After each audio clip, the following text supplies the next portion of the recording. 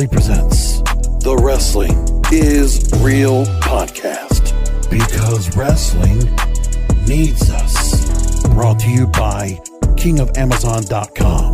Go to KingofAmazon.com when you do your shopping for Amazon to help the King of Podcasts. Shop for Amazon at KingofAmazon.com. Welcome to episode 514 of the Wrestling is Real podcast. I have a major announcement.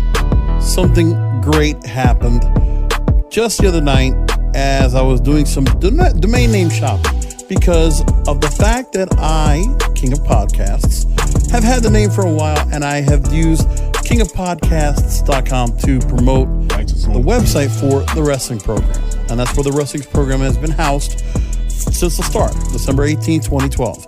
And so all through this time, there was always a website that I was hoping I could grab my hands on, or something similar that would actually match with the show.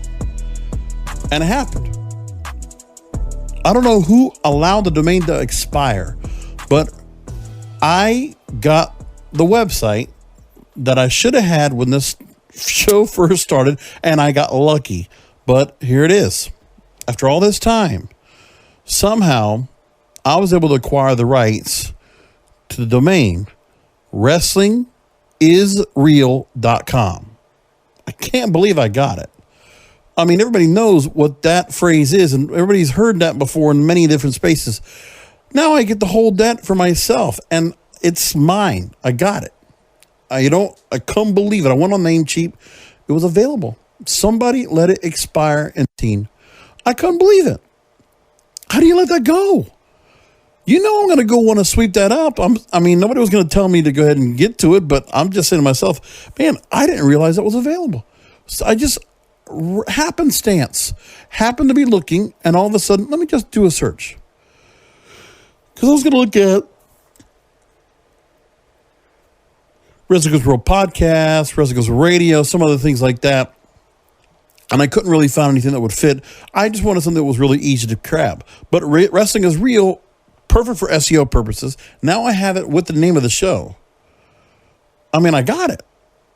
I couldn't believe I got it. WrestlingIsReal.com. That is the new website for the radio show. I get to promote that now across the board. It's fantastic. At the moment, as I'm recording this show, I am making it available so that people can go ahead and find the website. Currently, it's migrating both. I'm redirecting KingofPodcasts.com to WrestlingIsReal.com at the moment. That's what I'm going to do right there. And then I'm going to go ahead and move along and move the website over to WrestlingIsReal.com and make it permanently there. And KingofPodcasts.com will become a brand new site altogether, which I will still port over. I will still have directionals. So if you want to find my other podcast, because it'll be a portal for all of my content. That means it will be everything I need for this program, the Broadcasters Podcast, when I'm not podcasting, and my YouTube channel. It'll be all right there for everybody to go and consume. Maybe I'll put blog posts up there. I'll put something else. I'm definitely going to have my services up there so I can promote the site. No longer, all my production services I'm going to put over there as well. So I'm going to have all that for everybody to go and check out themselves in one shot. I just got to figure out what to do with it. I need to get some work on trying to build that website out and get that ready to go. So I'll get that going pretty soon. I wanted to give that announcement. WrestlingIsReal.com. All my logos are getting switched out. So by the time you catch it on the podcast, you'll see it on the logo. It's changed. I changed out the URL. It's also changed over to the Facebook page. All of it right there for you to go ahead and check out for yourself. And I will also need to change up the open and change it just to say King of Podcasts proudly presents. Or something like that. I don't know. I'll figure it out what I'm going to do. Maybe I'll just go like the podcasting from South Florida, USA. Something like that. I'll figure it out. But now I have the new website, WrestlingIsReal.com. I will change the openers up and make that happen. So in the meantime, what's been happening for the last week? Not much. Let's see. The stock took a dump for WWE. They fired 2 of their ex-presidents. We have suspensions going on. We have signees going on as well to the Performance Center. And we have storylines that are getting some interest from the baseline WrestleMania WWE crowd, the base crowd that's always been there, the establishment crowd. But it's not resonating in the ratings. As a matter of fact, the ratings have gone down. House shows, we talked about, have decreased.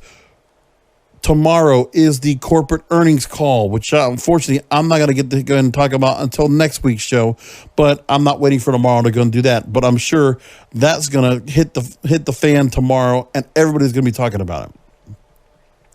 I can only imagine what might happen to the stock price and why, after this end of year call that comes up for the company, I want to find out what are the things that happened that led to this amazing turn of events, which we got to talk about first. I got to go and bring up what happened with the presidents of WWE, George Barrios and Michelle Wilson. This was crazy to happen last week. Let's go ahead and talk about that first, because that is truly incredible news that came about. So let's first of all talk about the business side of the company and find out what was going on. So late last week, after this show was recorded, World Wrestling Entertainment shares fell more than 23% in after-hours trading after the company revealed that its co-presidents, George Barrios and Michelle Wilson, have resigned effective immediately. This is from January 30th, multichannelnews.com, Mike Farrell reporting. In a press release, Vince McMahon thanked both Barrios and Wilson for their contributions, but added that he and the pair did not see eye to eye on the company's future direction. The shares of the company went down as low as $47.95. And that, remember, the shares were up as high as $80 a share not too long ago. So I think it probably would have been at the tail end of last year, 2018 into 2019. Now, Frank Riddick, who has been a board member for 11 years, has been named interim chief financial officer, reporting to Vince. The company has started a search for a permanent CFO and chief revenue officer. Now, Barrios was well respected on Wall Street, so the shares were in the favor of WWE because of the fact of George Barrios being on the board of the company. He had been there since 2008, served as co-president since February 2018, and he previously was a vice president and treasurer and CFO of the New York Times Company. Wilson was named co-president in 2018. She was chief marketing officer, chief revenue marketing officer before that, after that. And then previously, she was chief marketing officer at the United States Tennis Association. And from 2000 to 2001 was vice president of marketing for the XFL, which is now back. We got to talk about that too. That's actually coming up this week and coming up. So the focus of WrestleMania and the XFL, there's a whole lot going on and a whole lot of strife in Stamford, as I called it on the title to this week's episode. So now, as we mentioned, tomorrow, WWE is going to prepare to announce its fourth quarter results. And the company says it remains well positioned for growth, expects full year 2019 cash flow to be about $80 million. And keep in mind, the reason that'll be is because they did get money from the Saudi Arabia show in October. The new broadcast deals kicked into play, which was the NXT deal, the upgrade of the deal with USA Network, and the new 240, what was it? The new, $1 billion deal for 5 years with Fox and WWE to go with Smackdown. And a research note, Evercore ISI media analyst John Belton, one of these stock types, they talked about the announcement a week before earnings and a month before a planned investor meeting. It's a concern, and that's what caused the stock to drop 30 points as it did. And according to this expert, Belton, he says, these developments will clearly cause weakness in WWE shares for a variety of reasons. He says that 2020 adjusted OIBDA expectations, and that, before I go ahead and start getting that explanation, that stands for operating income before depreciation and amortization. So it's used by companies to show profitability and continuing business activities, excluding the effects of capitalization and tax structure. So it's after all expenses, overhead, all that stuff. What is the income they're working with that they have? So their adjusted expectations must be cut, and now targeting towards the low end of expectations. Now, there were disagreements, like they said, between McMahon and Barrios and Wilson, which centered on reinvestment and capital allocation policy. So even just the financial side was probably an issue of contention between his presidents and Vince. So Vince decided to, play hardball, make a change. He is chairman of the board, realistically, so he can make this change. Now, the abrupt nature of this release suggests a tumultuous situation of the company, which makes it difficult to gain confidence in forecasting. So their stock price is going to continue to take a hit. This looks bad for anybody wanting to work with them. Now, the investments are done, okay? Fox, USA, all the other broadcast outlets around the world, Saudi Arabia, they're all in play, and they're all committed to this company in some way, shape, or form for the next 2, 3, 4, 5 years. When it comes to Saudi Arabia, I guess it's the next 10 years? Or was about a 10-year deal, a 5-year deal with Fox, a 5-year deal with USA? They are locked in. So they're going to be in good shape no matter what. I mean, they're going to lose, and they're not going to be making the profits they've been making. That's been the biggest problem they have right now. So that is something to be considered overall. Now, the latest news from Multi-Channel News, they did mention that early trading on Tuesday did bring the stock price back up 3%. It's now roughly around, what is it now? I think we're looking at around $50. Just about to check right now. The current stock price has it at $49. So it actually went up, and it's continued to go back up for the last couple of days, which is good for them because they were in a rough spot. And they're starting to recover a little bit. So that actually helps them a little bit. Now, one of the things that's got to be mentioned was that Barrios and Wilson were praised earlier this year because they were the people that were able to secure the deal for Smackdown programming on Fox. Meanwhile, the ratings have been poor. Yes, and here was a number. Their high number was January 31st, 2019, last year, $82.34. Now, last year, let's go back to what happened last year in the investors' call and the fourth quarter of the ratings, and what was the explanation the investors were being told as to what was going wrong. Well, last year, they had top talent injuries like Roman Reigns and AJ Styles blamed for rating softness. The wrestlers have returned. The viewership numbers haven't gotten any better. So we need to bring that up as well. In a blog post, Lightshed Partners media analyst Brandon Ross says despite the changes McMahon has already made, engagement with WWE content is disappointing, and ratings at its flagship SmackDown are down even after it moved to Fox. Now, Ross writes, quote, "We anticipated at least 3 million weekly viewers given the increased reach of broadcast TV and the breadth of Fox's substantial promotion platform," which they put a lot of money into it. And they promoted it in the Super Bowl, as I hoped they would, to see if that would make a change.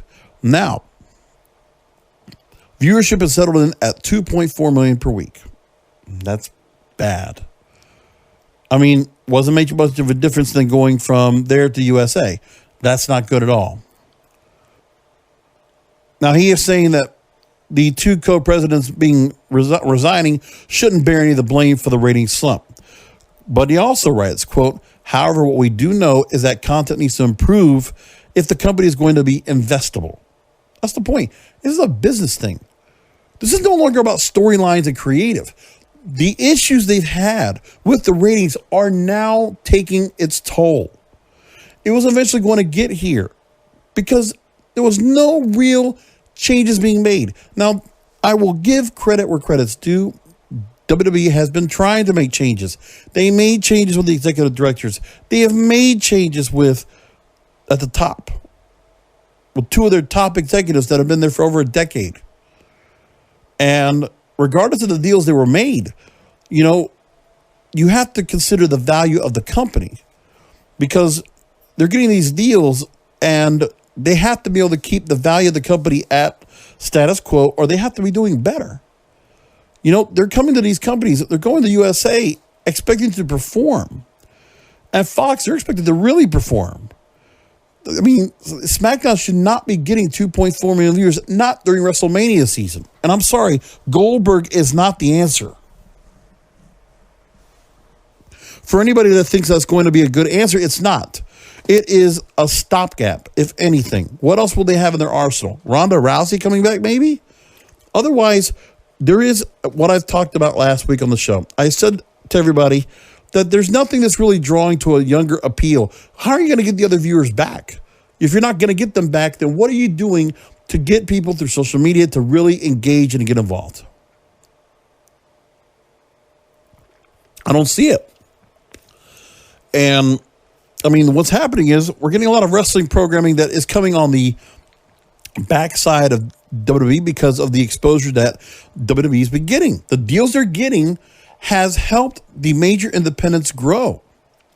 Okay, because of the fact that WWE in 2019 was able to get the kind of deals they got.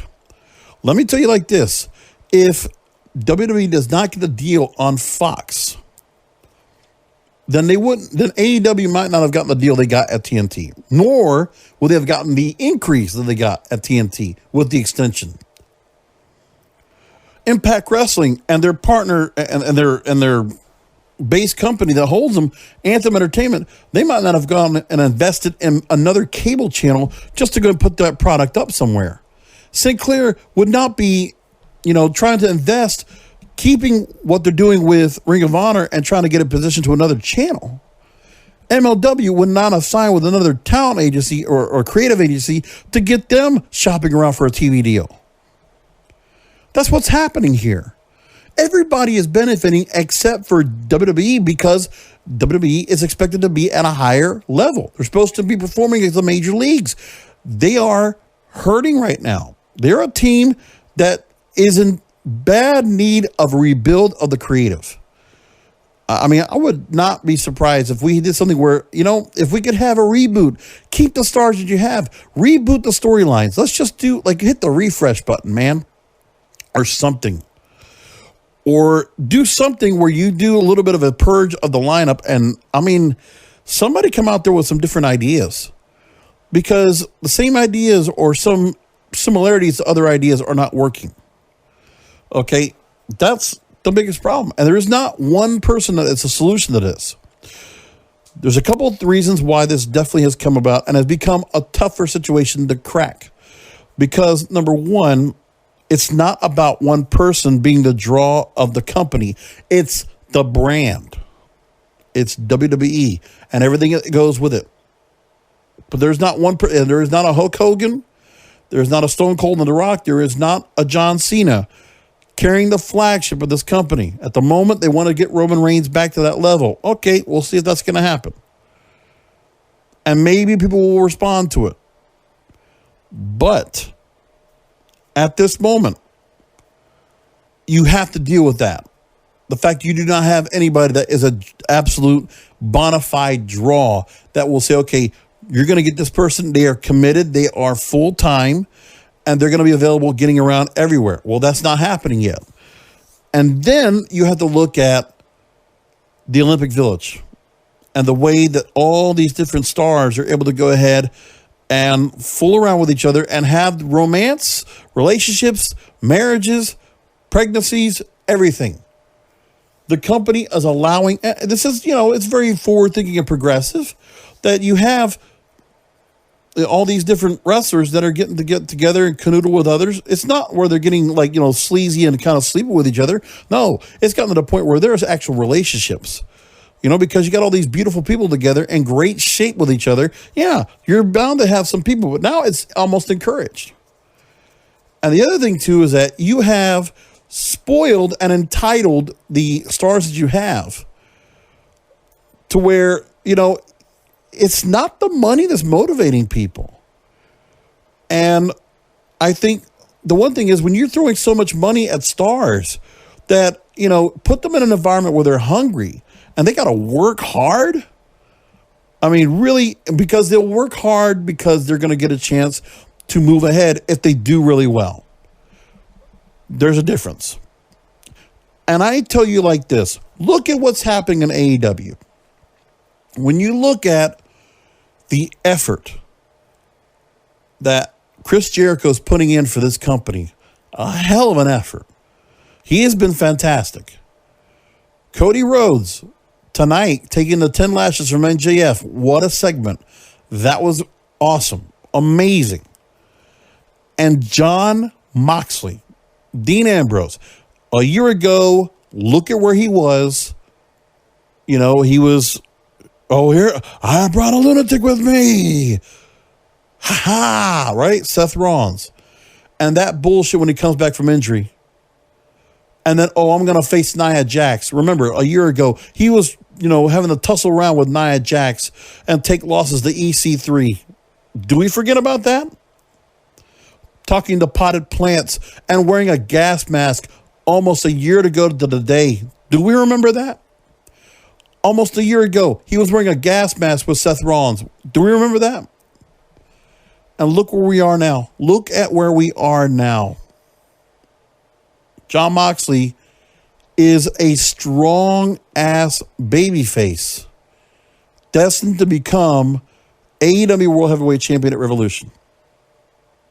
And Chris Jericho and that group, the Inner Circle, what a great job they've done with that storyline. It's been really well told.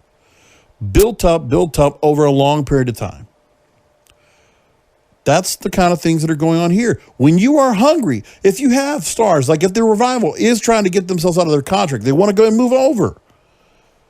How hungry and how much ambition and striving and drive and determination will these stars have if they didn't have the cush WWE environment? All those dates. Knowing where you are in the pecking order. Knowing that you cannot reach that glass ceiling and break it.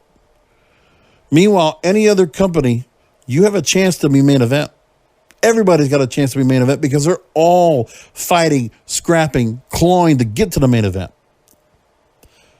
In WWE, we know there is a pecking order. We know there's almost a class system over there.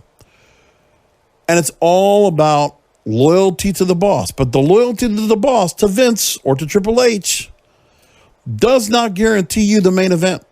No, you have to really put some time in to get back to where you are. What Drew McIntyre has done returning to WWE, it has nothing to do with what he's done in the company coming back. He's been given what he's been told to do, and he has run with it. Everything he's been run with. Okay? So he was kind of made mediocre throughout, teaming up with Dolph Ziggler and having to be a stooge for Shane McMahon. So he paid his dues coming back. But he busted his ass outside of that company for 2-3 years, went to NXT, kicked ass, came back more motivated, chip on his shoulder.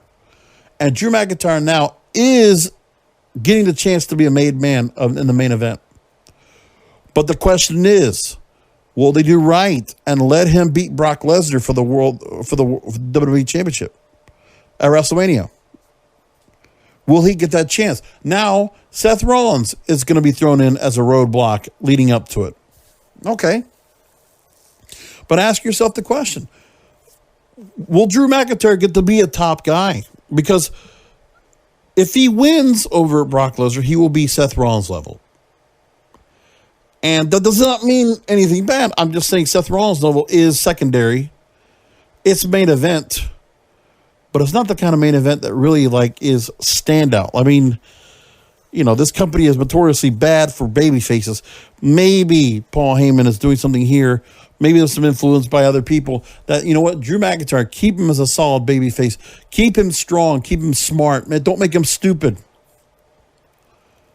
Maybe there's a chance to get him over. They have to rely on this. They have to make this happen. Again, as I say, this year after year after year in WrestleMania season, they have to make stars.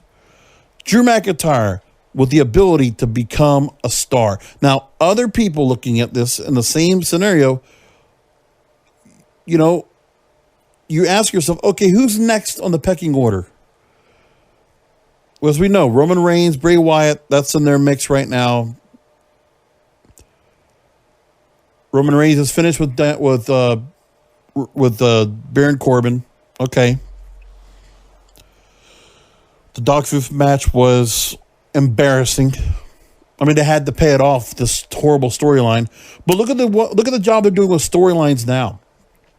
Before I move along to other stars that they're trying to get him positioned now to reach the top. Okay. The Roman Reigns, Baron Corbin storyline, they finished it off. They gave us a payoff. I'll give them that. It was not a great payoff. It was not a great feud. But they did it. They accomplished it. Vince must have been, ha ha ha ha ha, dog food, yeah. Damn it. And he liked it. I'm sure he loved it, and he was elated over the moon. Because Baron Corbin is doing the work that Dean Ambrose was supposed to do. That's what they wanted to have happen, remember? Remember that was what it was supposed to be? Okay. So they did what they did. Now we move on forward into the Rusev, Bobby Lashley, Lana, Liv Morgan storyline, remember? So Rusev is off TV. They did what they did with that match on television.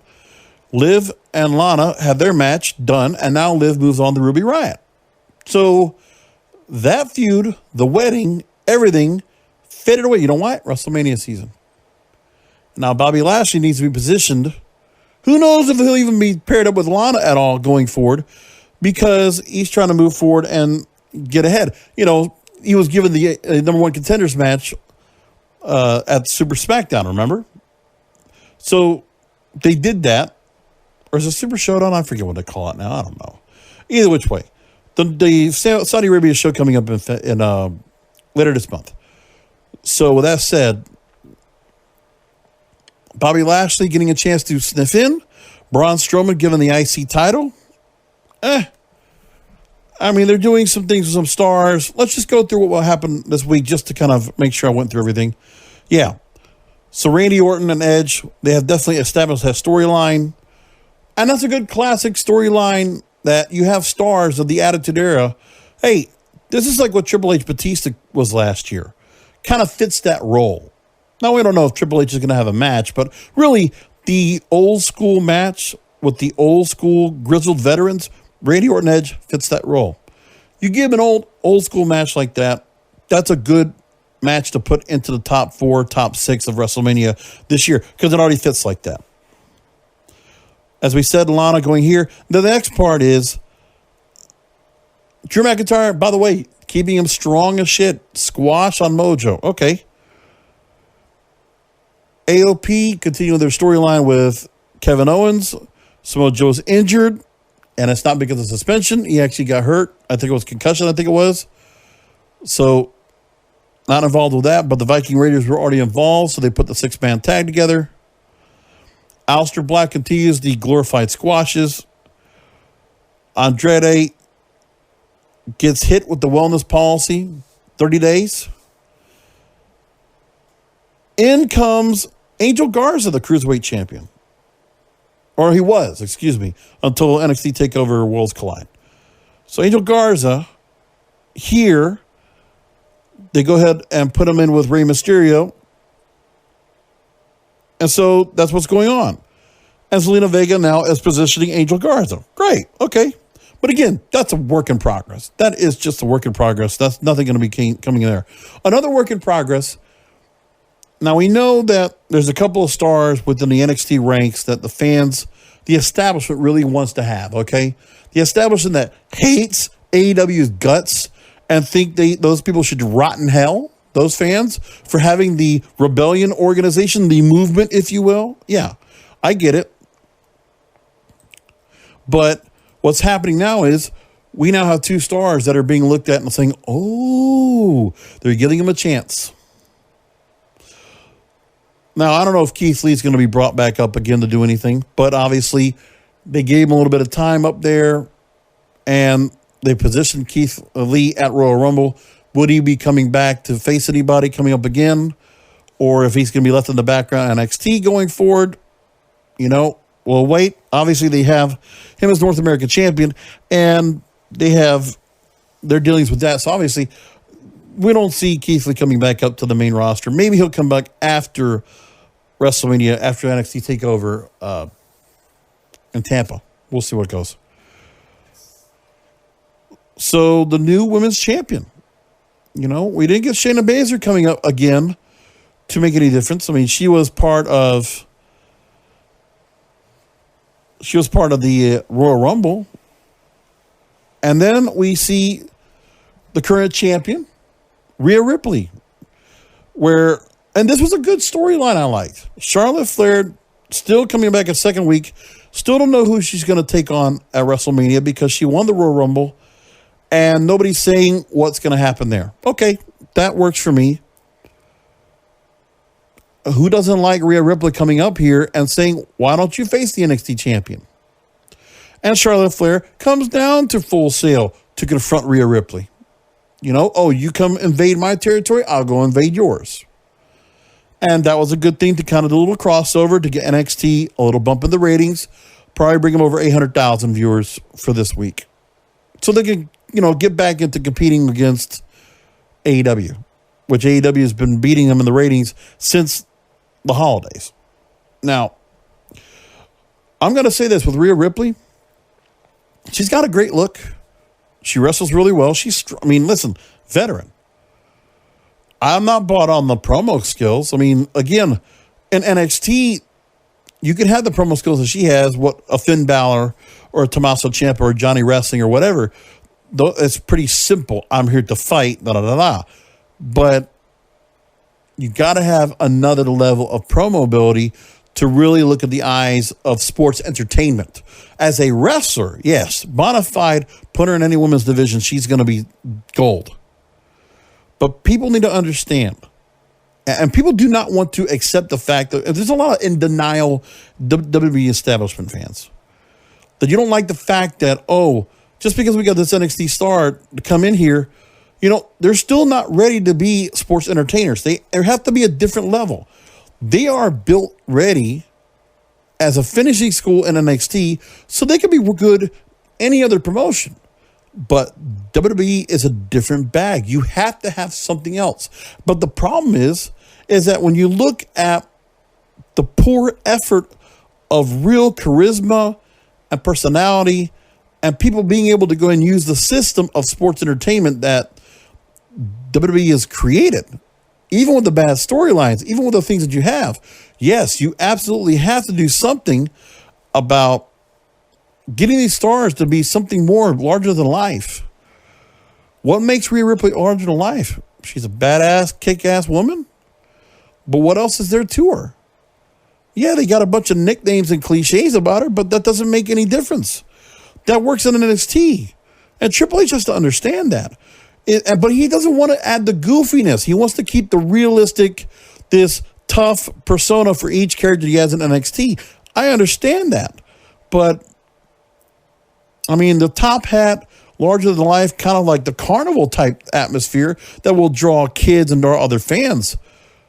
Maybe Rhea Ripley will get the ire of some women or young girls that want to be like her, but she doesn't really fit that part. I feel like she reaches, millennials, maybe the older end of Gen Zs, a much the older audience. They're just like good women that just kick ass, that are tough and sexy and just got the attitude. It's kind of the same mold as Becky Lynch, if you're going to ask anybody. Shayna Baszler is a different look altogether because she doesn't have the glam. She's just a tough. I'd say this with the utmost respect. She's a tough-ass bitch. She's great, strong, tough, and believable. You put her in anywhere, that's why they've booked her so well, because she's got the look. And I'll tell you like this. Now, that works in the main roster. You book her right. It still isn't enough to create the environment. This is where, if you want to go with the SmackDown feel, where you're trying to create more of a sports feel because that's what Fox wants, then you put Shayna Baszler on SmackDown. Okay? You know who else you put in there? And I am not kidding, man. I am as serious as cancer when I say this. One of the people they signed into the Performance Center I hope they see the light. This company, and it wasn't hard to do. I'll tell you, you have a guy in Kevin Kross, Killer Kross, that, I mean, he was working in Mexico, making a great living. Impact Wrestling had him on. They were starting to do stuff with him. They screwed him over the contract. They were not giving him what he really wanted. Scarlett Bordeaux was with him there. And now Kevin Kross, or Killer Kross, now moves into NXT in the Performance Center. He's got Scarlett, his wife, at his side. So he is as good as can be. But this guy has a look, has a fire, and has this demonic, possessed, psychopathic attitude, like real psychopath feel, right? Just look at his videos that he gets produced himself, that he gets done himself, grassroots, that are well professionally done, well professionally put together. Don't tell me that doesn't help get him looked at by WWE and the people that recruit. There is no reason at all where Killer Kross, listen, you want to put him in NXT for a little bit, for a short time. He should get something how Kevin Owens did. Short time at NXT, elevate. And let me tell you, you put that guy, now maybe Paul Heyman would take a Killer Kross and would roll with him. But I'm telling you, Killer Kross needs to be on SmackDown. You put him on SmackDown after WrestleMania. The SmackDown after WrestleMania, debut Killer Kross. Put him up there. And I'm telling you, you put him up against Daniel Bryan. You make that guy monster heel overnight. You don't give him the Lars Sullivan push. I don't know what kind of push. Maybe he should be Brock Lesnar, Samoa Joe tough. And even more so, and even much more sinister than Bray Wyatt ever is. Nothing goofy, and even much darker than Aleister Black. I'm telling you, there is potential. And not even potential. I just think, just book him as he is and let him roll. And he will be something that people will talk about on SmackDown. Him, Shayna Baszler, get him up there. Realism, sports, tough, athletic, and just, it's like boxers. It's like MMA fighters. It's that look. If you're trying to draw a mainstream audience in that is a sports-friendly audience, you get them in. And I'm telling you I think that's something that you got to do. That's maybe what's going to go along with what SmackDown and what the Fox folks want to have anyone on that show. Because it works. Baron Corbin and Dog Food does not cut it. And doing the same matches over and over, the same run-of-the-mill story that you have with storylines. Okay, Usos, Roman Reigns, Baron Corbin, Bobby Roode, Dolph Ziggler, mix them up, mix and match. No, you can't do that anymore. They have to change things up. And I'm telling you, some fresh blood coming up there will help. But it's not Keith Lee and it's not Rhea Ripley, and that's not taking anything away from them. They're very talented. Now, Keith Lee, I think you just got to get the basket of his glory has to be elevated to something more. You have to build many more layers around this guy. Because he can talk. And I think if you give him some good material, he will roll. But you know what's going to happen. They're going to say, Keith Lee, he's fat, he's chubby. You got to get him in shape. I don't trust that guy. He's not in good shape. Rusev doesn't even get like a halfway storyline until he got himself in the better shape. Remember? There is this kind of mind game, this control that Vince has on everybody and how they handle things. I get it. It's understood. So with that said, there's that. So Rhea Ripley and Charlotte Flair is a nice little touch. I like that. Now, number one contender triple threat match from Raw, and you have Bobby Lashley Ricochet, and Seth Rollins all vying to take on Brock Lesnar at Super Showdown. Ricochet gets the win. So it's a chump change match. Ricochet's going to be, thrown in there to the wolves once again. And Brock Lesnar's only had matches like this so far for a while. And that's all they have for him. I mean, I thought the fans would actually be kind of tired of seeing Brock Lesnar holding that belt. But again, we talked about it. When Seth Rollins had it, it was a mistake. This company has still not done anything to get them move going to get somebody else worthy of taking that belt away. Because first and foremost, who do you have right now that is willing to go take that belt, that's worthy of taking the belt, that realistically can take that belt? Drew McIntyre, they have a chance to make him that. Prior to 2 weeks ago, I wouldn't have said that.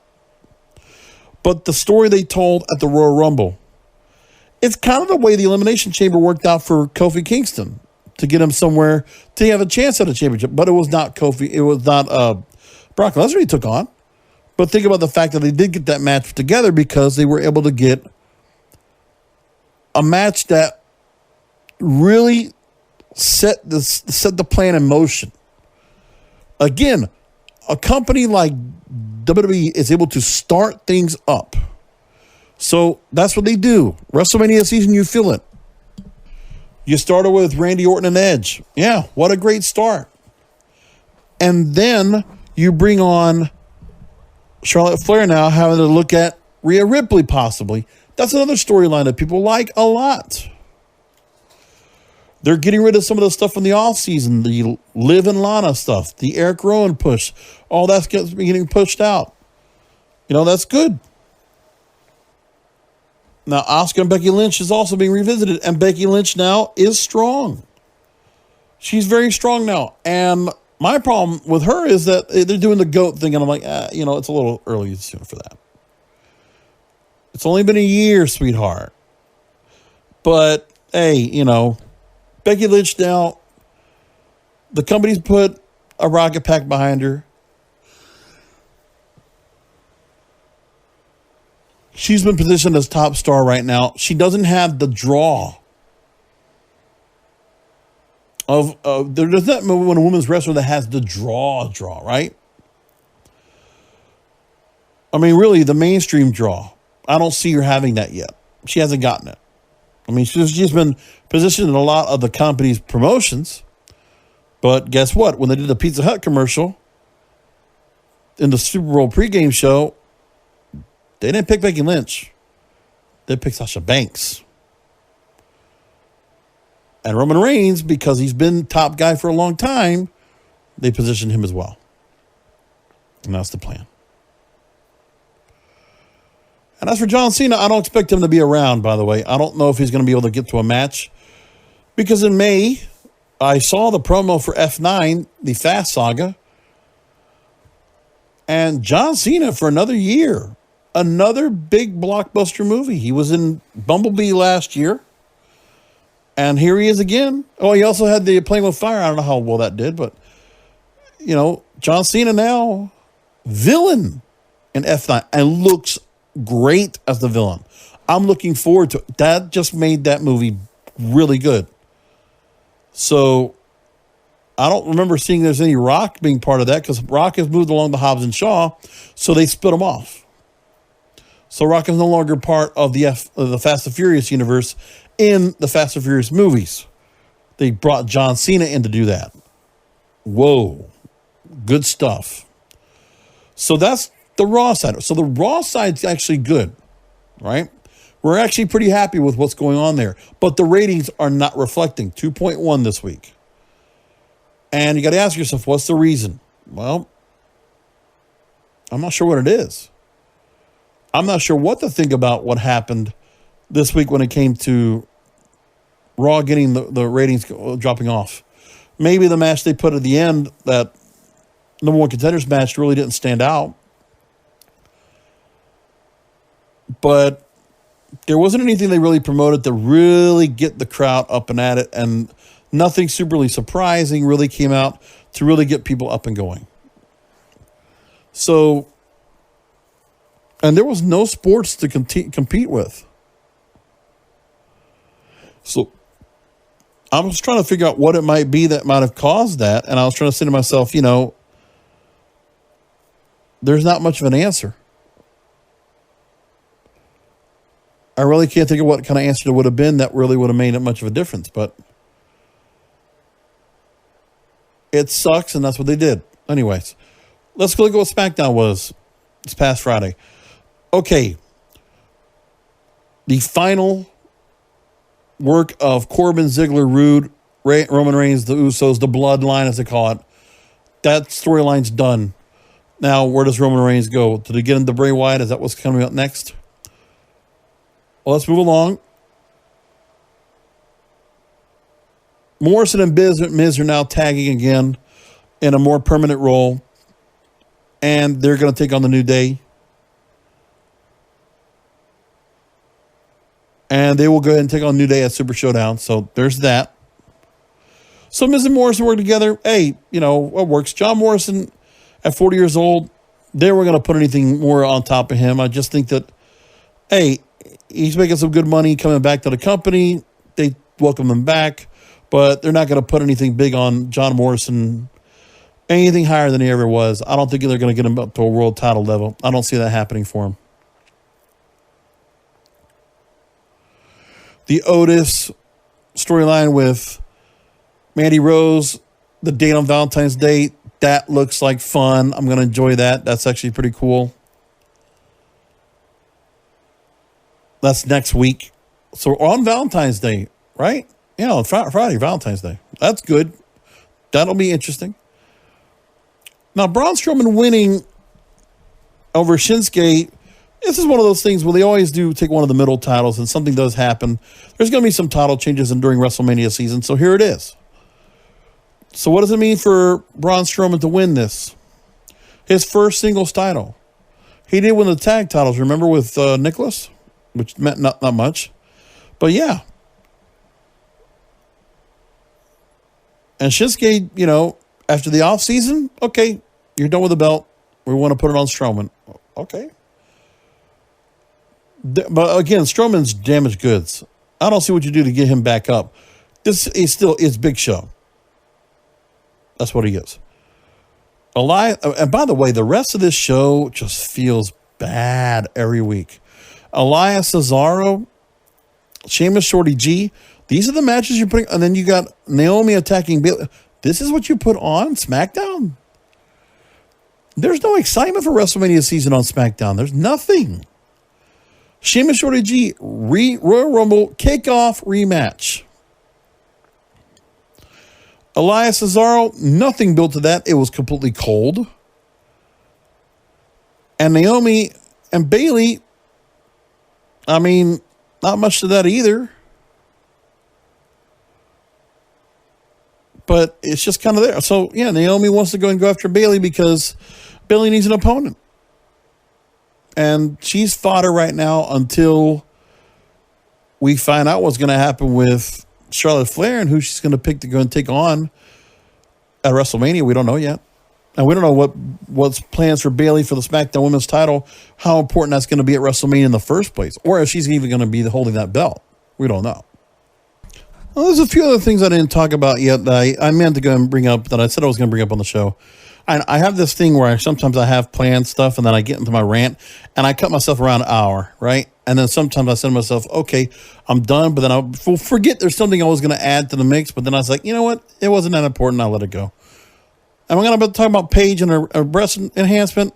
No. It's like, come on. It's fine. Listen, she does what she wants. Personally, beauty is, inside and out. And she was a beautiful girl growing up, 18, 19 years old.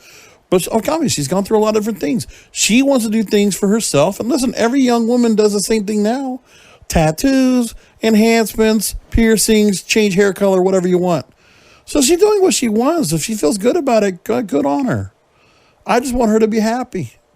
She can't wrestle. She's not able to do that, but the company's done very well by her. And listen, you still got to remember that movie that was based on her fighting for my family. you still got to think about the fact that that movie still stands up, and that's why we love her. She's great. So hey, boobies, good for you. It might not be for everybody, but if she loves it and she feels beautiful about it, good on her. I'm happy for her. Suspensions. I meant to go and talk about the suspensions. Well, let's go and talk about that real quick. Oh, the signees. I meant to mention, I already talked about Killer Kross. Timothy Thatcher, who I've seen in MLW for quite a while. He's a tough son of a bitch, but very skinny. I'm curious why Timothy Thatcher was brought into the mix here. But, I mean, look, toothless and tough as shit and strong arm style. I mean, this is probably like a guy like a William Regal would love as an acquisition. Or bring him over to like NXT UK or something like that. Who knows? But Killer Kross is a definite bigger upside to that. I want to see where, obviously, now you know where I think about where he should go with that. Now, so the rumors about suspensions raises questions about the wellness policy. Alfred Canua wrote this about in Forbes. I want to just briefly run through this. WrestleVotes, a insider account on Twitter, reported that WWE is expected to announce more wellness-related suspensions, but I haven't read anything about that yet. Andrade has been given one. They tried to say Samoa Joe and Rey Mysterio was part of that, but we didn't see that. And Alfred mentions that the company's on a rare wave of suspensions as the promotion has already announced 3 wellness violations in a new year, almost half as many as the promotion has had since 2016, when 7 were issued. So prior to Andrade, we had Primo Colon and Robert Roode. Prior to them, we didn't have a single suspension since 2016. The reason why there were no suspensions for the last 3 years is because full-time superstars are subject to drug testing. Part-time performers are not. So this sudden suspension spree figures to be subject to scrutiny during the quarter earnings call this Thursday. May or may not be a blessing in disguise as a potential distraction from the departures of George Barrios and Michelle Wilson. Back to our original story at the start of the show. Okay. Now, Figure 4 Online, WrestlingObserver.com. I know I always mentioned them on the show. Dave Meltzer, Brian Alvarez. And there's a lot where I don't dispute what they say when it comes to what they think of AEW as of late. I made mention of what they did earlier with... I just think Dynamite, I prefer that show over NXT every week. It's been pretty obvious. NXT is still a very good show, don't get me wrong. But, my Nitro fix I get from Dynamite. I enjoy that show quite a lot. And even the little gimmicky stuff, I enjoyed Joey Janela and Kip Sabian. I enjoyed Orange Cassidy going up against the Dark Order. I thought it was like, all that stuff is fine. It's like, there's good in that. I even thought the women's match was actually pretty good this week. Well, all in all, the show is good. And MJF and Cody, a hell of a storyline. 2 major storylines leading into the Revolution. Really good. Really, really good. And now we got, the other storyline I haven't mentioned of is Kenny Omega and Pac. Really good stuff. And, the attack with Riho and Nyla Rose. And they're building up to a title match next week. Oh, man. And Britt Baker. I love what she did last week. Her heel promo, strong. And much better than previous times. So they made the heel turn for her. I like it a lot. I'm digging it. Awesome Kong during AEW Dark, they took her out for injury. I guess the Nightmare Collective, I don't know what happens to that. But Brandy Rhodes came out to support Cody at the end of the 10 Lashes, which was interesting. Not sure what to think of what comes up after that. Scorpio Sky, obvious star in the making. We'll see what happens when they eventually split up SCU. I think it's a matter of time. I enjoy the Inner Circle. Chris Jericho is doing yeoman's work right now for that company. It's great. And I'm liking all of that. So there you go. Now back to Raw. The ratings were rough. 2.17 million viewers. Among the lowest non-holiday and non-football numbers in the history of the show. Down 10% from last week's Royal Rumble episode. Down 14% the same week last year. 2.3 million, 2.1 million, 2.0 million. Rough. And it's still an older audience. These are the kind of problems they need to continue to have. I don't know what to think about that.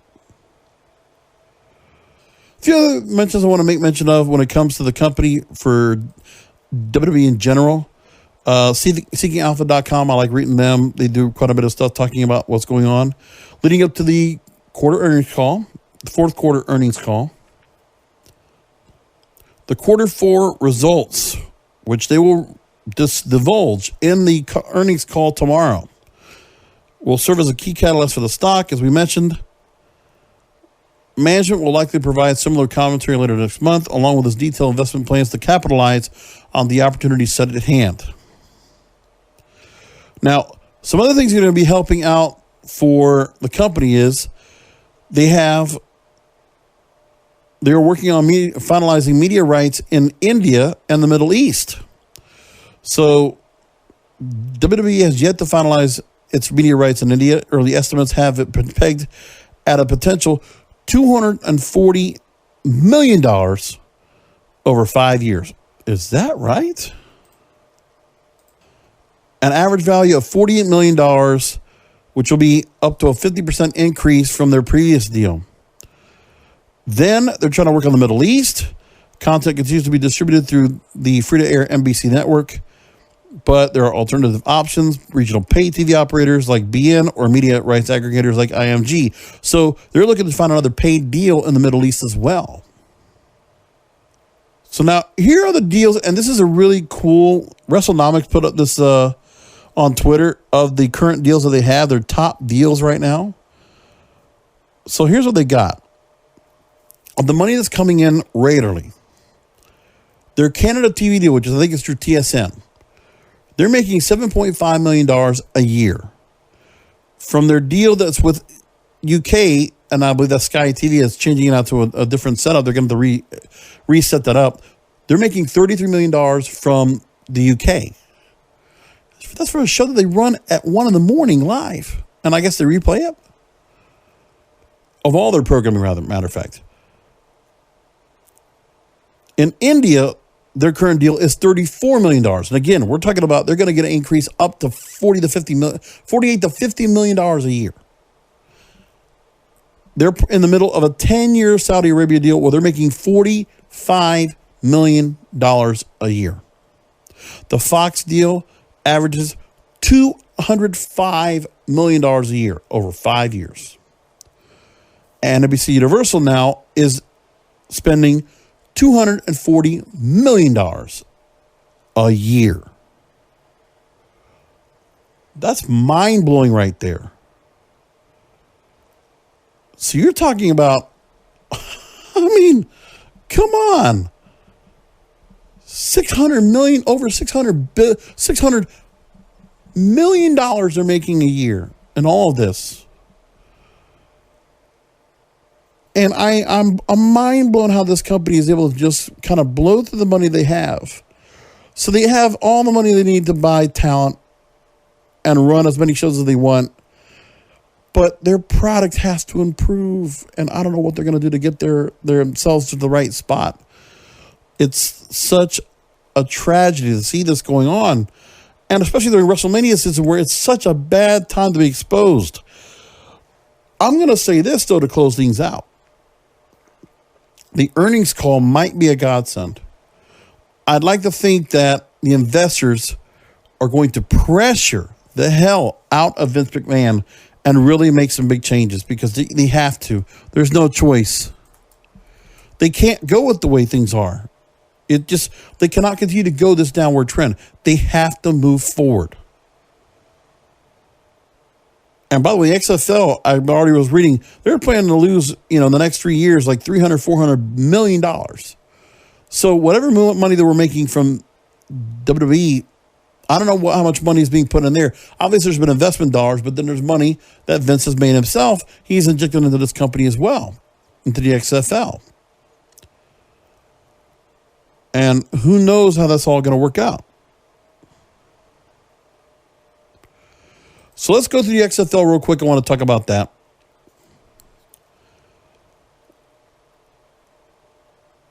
The reincarnation of the XFL will debut this Saturday and Sunday, February 8th and 9th, respectively, as a spring professional football league.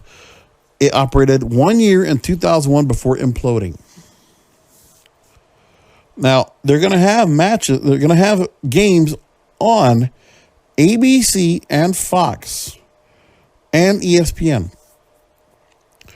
All rosters were formulated from players who are not currently in the National Football League, Canadian Football League rosters. Just like the Association of American Football that played last spring and abruptly folded mid-season, the XFL at the current time is considered a developmental league and not an NFL or CFL rival league. The coaches signed as head and position coaches are a formidable who's who, at the very least a who was list.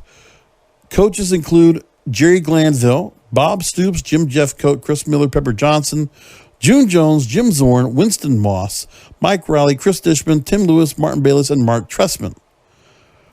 Now, with the AAF, however, the NFL and CFL embraced the league, although neither invested any funds. Right out of the gate, that's what's going on there. Now, it is speculated the XFL will in time become an NFL and CFL rival professional football league and set their sights on obtaining prize rookie players, veterans, coaches, and front office personnel. But like the AAF, the XFL is structured in that the league owns all clubs instead of individual team owners. Now, Vince, he's the founder of WWE and part owner of XFL 1. He now thinks he has the right plan, and this time around will become successful. But how does he expect this version of himself to succeed when so many different leagues, including his much younger self, have come and gone? So not only the XFL roster is full of NFL and CFL rejects, according to the story from dogsbynature.com, how does a secondary outdoor professional football league compete with NASCAR, Major League Baseball, March Madness, and the NBA and NHL playoffs, which will be going on at the same time as the XFL every weekend? Is McMahon's $100 million budget going to be enough, or just getting started? Will he eventually need to bring in investors, or simply sell franchises to qualified team owners like every other major sports entity, despite his personal wealth listed as $1.63 billion? Now, the XFL will pay most of his players $55,000 a season, with maximal total salaries capped at $257,244. An exceptional player contract is slated for $200,000. The minimum salary in the CFL is $65,000. NFL minimum is $480,000. Sole owner of the XFL, so he's got the full control of it. The XFL had new rules in that previous league in 2001. It marketed itself as the NFL anti-league, harder hitting, skimpier cheerleader uniforms, rougher play, lack of receiver contact rules, grass-only playing fields, less penalties, player interviews while the game was in progress. 8-team league back then, 8-team league now. Now, in this story, they said the original XFL, the problems they had was the talent level was just not great, and watching a game became difficult to observe. And because McMahon was ahead of another sport which had completely scripted results, fans became suspicious. And fans also remember that the players were allowed to pick out what they could say on their jersey nameplate. We all know "He Hate Me." Opening weekend got 14 million viewers. Then it started dropping every week. Now, one of the actual things that they did do in the XFL back in the day that is still used today is the Sky Cam. That actually was an invention that was brought in and developed and improved in the NFL and other sports right now, which is great. In the end, XFL reportedly lost $35 million, and with a lack of respect among the media, it quietly folded. There's a lot of things where they're going to change the way that the games are being done. You'll get to see what the game looks like when it actually happens. We'll leave it there. But some of the interesting things that they'll have is a double forward pass. So one player can catch a forward pass anywhere behind the line and still throw the ball downfield as long as the first pass did not cross the line of scrimmage. And they have also simplified what a catch is. It's when you secure the control of a live ball in flight before the ball touches the ground, and the main trains to control the ball long enough to enable him to perform an act common to the game. So it's different than what they've gone the way of college football, with only 1 foot required inbounds. No coaches challenges. The league will have officials in the booth and will buzz down when they need to review something. Halftime is 10 minutes long. Just like the NFL, there are no ties in the XFL, but to settle the score, they devised a shootout scenario. Each offense will get 5 one-play possessions from the 5-yard line, receive 2 points per positive score, then alternate plays, which is similar to soccer shootouts. Club with the most point at the 5-round shootout is the winner. So I'm going to give it a shot. I want to go and take a look at what they do. That's interesting. So we'll leave it there. Again, as I said at the top of the show, brand new website for Wrestling is Real podcast listeners. You can now find the show at wrestlingisreal.com. After all this time, I have gotten the website. I've claimed it as your king of podcasts. I claimed the website, wrestlingisreal.com. I'm so happy to have that. So go ahead and bookmark it. Make sure to hold on to it. Of course, please subscribe to the show. Look for it where you always do. And if you're going on Apple Podcasts, you want to find the show, by all means, please do consider adding a review on there so that you can help yours truly with the show and make sure people can really get into it. And, you know, they'll find it just like everybody else. So I hope you'll consider it. Remember, Stitcher, Spreaker, Spotify, iHeartRadio, Apple, and Google Podcasts. It's all available there. I hope you'll think about it. I've been stuck at the ratings, which have been crap for a long time, and I would love to change that up. So only you can help me make the changes for that, and I hope you'll consider it. Now, I did have to make a change to the podcast and the reviews that were going on out for it. I didn't get a chance to read this yet, but this came up back in October, and I'll tell you what, I'm so thankful for this review. And I'm sorry, Harry Ross 1998, I've taken so long to take this 5-star review from you, but I'm going to talk about it over the air now. So please forgive me for taking so long, but I have not gone to look at myself at Apple Podcasts to take a look because I'm not an iTunes guy. I'm not an Apple guy. He wrote back and says, quote, I like this podcast as it's not trying to be too analytical like Alvarez or Meltzer, cool like What Culture or Cultaholic. It's just one person railing to himself, and he's an eccentric individual and being himself. God bless you, Harry Ross 1988. Thank you for the positive feedback. I hope others will consider to do the same. Thank you for that. From the bottom of the heart. I mean, that really means a lot. Thank you for considering to write a message up there for me, and I hope others will do the same thing like Harry and consider to put a little message out there for everybody. I'd really would appreciate that. You're going to email me. Of course, you can always go ahead and reach out and go to kingofpodcasts@yahoo.com, kingofpodcasts@yahoo.com, and that will help out. Now, I also want to give a shout out, Brian Russell Mason Jr., like the Facebook page. Thank you for following along, checking out the show like you do. Again, Fred Moore, Nathan Gray, Noel Perez, Jared Stetner, Precious Haynes, Michael Hahn, Rob Vince Keys, Jenny Magurno, John Wozniak. Thank you all for finding the show. George Smith, thank you for listening to the show, finding it as you always do. So really happy for all of you to go ahead and find the show like you do every week. Until next week, because we'll keep cutting on the line. We have a few things coming up when it comes to some good wrestling shows on the way. We'll talk to you next week for another Wrestling is Real podcast, because wrestling needs us.